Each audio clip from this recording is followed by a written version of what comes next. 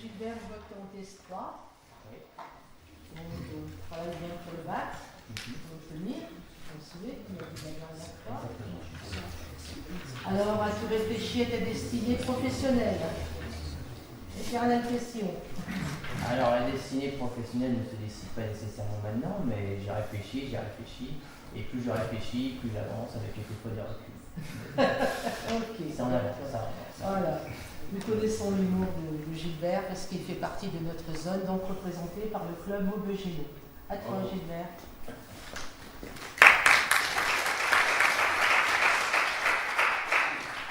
Bonjour mesdames, messieurs. Il faut d'abord savoir ce qu'on veut, il faut ensuite avoir le courage de le dire, il faut ensuite l'énergie de le faire. Lorsque j'ai vu l'affiche pour ce concours, j'ai su ce que je voulais. Il m'a fallu avoir le courage de le dire au professeur qui s'en occupe, et maintenant, je suis en train d'user l'énergie pour le faire. Voilà une belle illustration de ce concours.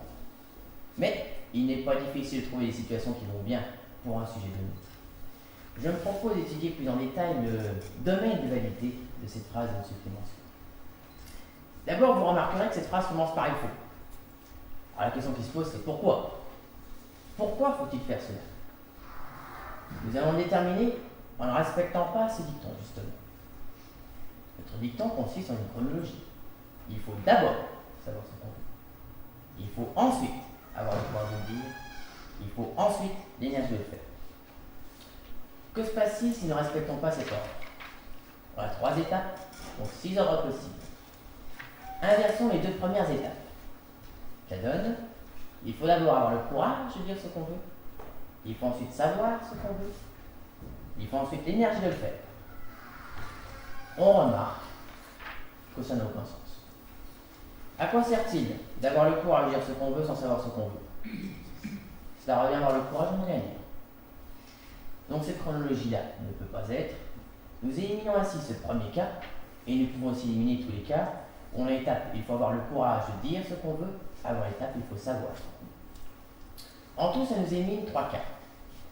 De même, la chronologie, il faut l'énergie de faire ce qu'on veut, il faut ensuite savoir ce qu'on veut, il faut ensuite avoir le courage de le dire, n'a aucun sens non plus. Avoir l'énergie de faire ce qu'on veut, sans savoir ce qu'on veut, ne sert à rien. On en déduit que dans tous les cas, il faut d'abord savoir ce qu'on veut. C'est l'étape fondamentale. Si on ne sait pas ce qu'on veut, on ne va nulle part. Inversons maintenant les 2 dernières étapes. Ça donne, il faut d'abord savoir ce qu'on veut, il faut ensuite avoir l'énergie de le faire, il faut ensuite avoir le courage de le dire. Là, mesdames, messieurs, ça tient parfaitement la route. Prenez un jeune garçon qui a envie de manger toute la tarte que vient de faire sa maman. Tout d'abord, il sait qu'il veut manger toute la tarte. Ensuite, il va lui falloir l'énergie de la manger.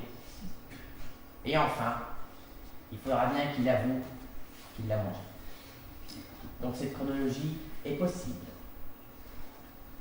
Si le jeune garçon avait exprimé son intention de manger toute la tarte, ses parents l'en auraient empêché et il l'aurait remis dans le droit chemin. Donc ici, il s'agit de faire des actions cachées. On fait l'action sans en parler. Alors on peut supposer, dans un premier temps, que ce qu'a dit M. Clémenceau, ce sont les étapes à respecter pour faire des actions bonnes et réfléchies. Et justement, maintenant, il s'agit de vérifier que le dicton de M. Clémenceau est le bon. Selon M. Clémenceau, il faut d'abord savoir ce qu'on veut. Comme je l'ai déjà dit, c'est l'étape fondamentale sur laquelle on fait les actes insensés. Jusque-là, rien de nouveau. Il faut ensuite avoir le courage de dire et ensuite l'énergie de le faire. Je reprends l'exemple du jeune qui fait intentionnellement une bêtise et qui le dit après. Et on comprend tout de suite pourquoi il faut d'abord le courage de dire ce qu'on veut avant d'avoir l'énergie de le faire. On sait ce qu'on veut, mais on ne sait pas nécessairement si ce qu'on veut est bon. Donc il faut d'abord en parler à notre entourage pour que celui-ci puisse nous ramener à la raison, nous remettre dans le droit chemin si ce qu'on veut n'est pas bon. Nous en déduisons, mesdames, messieurs, qu'il faut procéder comme M. Clémenceau suggère de le faire, pour poser des actes réfléchis et bons. Alors, en prenant l'exemple du petit garçon qui fait une bêtise, j'ai volontairement vulgarisé au maximum. Mais je pense que cela permet de bien comprendre le message que je veux faire passer.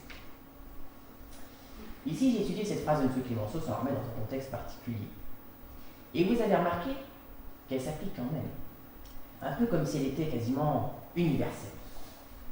Bon, évidemment, si vous avez envie de boire un coup, a priori, vous n'avez pas besoin d'avoir le courage de le dire, vous servez, et puis c'est tout.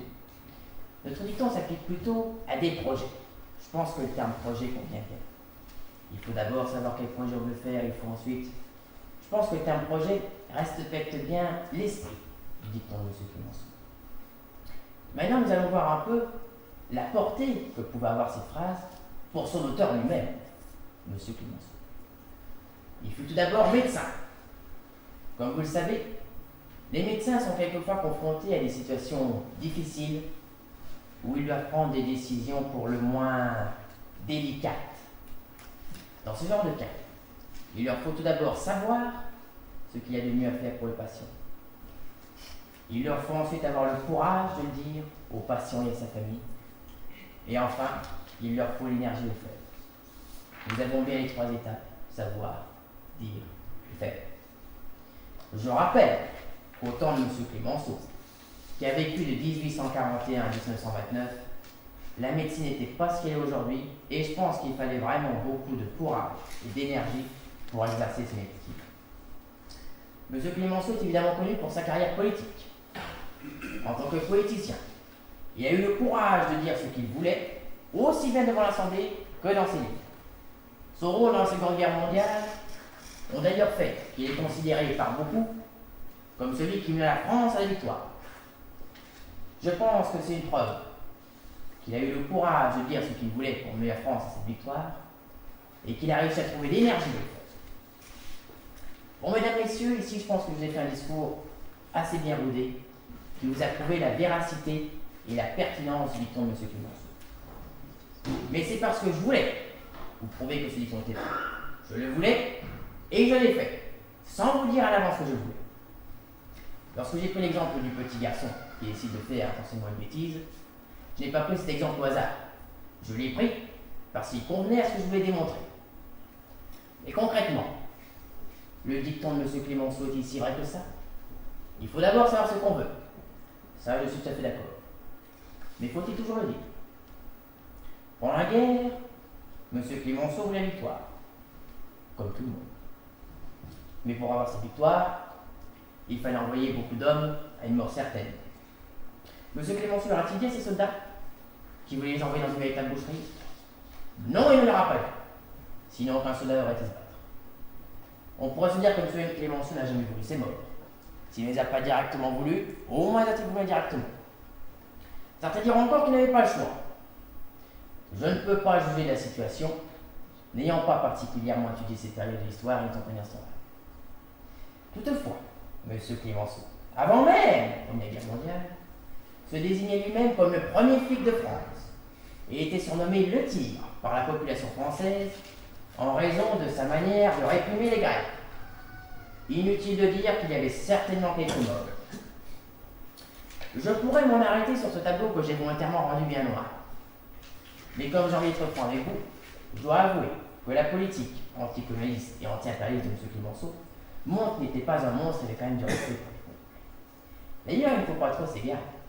En vous peignant un portrait bien noir de M. Clémenceau, j'aurais facilement pu réfuter son dicton, parce qu'inconsciemment, nous assimilant tout ce que dit un homme mauvais à quelque chose de mauvais. En discréditant l'auteur, j'aurais discrédité ses paroles. Ici, je vais remettre en question le dicton de M. Clémenceau, sans remettre en question l'auteur. Aujourd'hui, il y a des actions contre des groupes terroristes qui sont faites sans qu'on nous le dise, et qui pourtant sont faites contre bien. Et il est nécessaire qu'on ne nous en parle pas, sinon elles seraient inefficaces. Une question vient à l'esprit. Qui est ce on dans les dictons de M. Clémenceau? De même, à qui doit-on avoir le courage de dire ce qu'on veut? J'ai basé tout mon raisonnement sur un on particulier, singulier, mais ce on peut très bien désigner le peuple. Ça donnerait.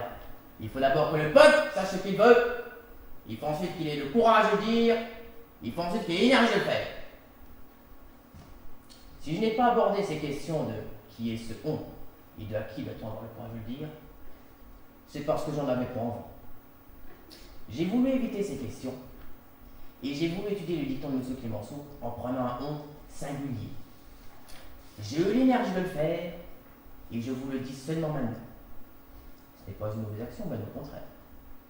Mais voilà qui prouve, mesdames, messieurs, qu'on ne doit pas nécessairement dire ce qu'on veut avant de le faire pour faire une action réfléchie. Car je viens de le faire devant vous. Merci beaucoup.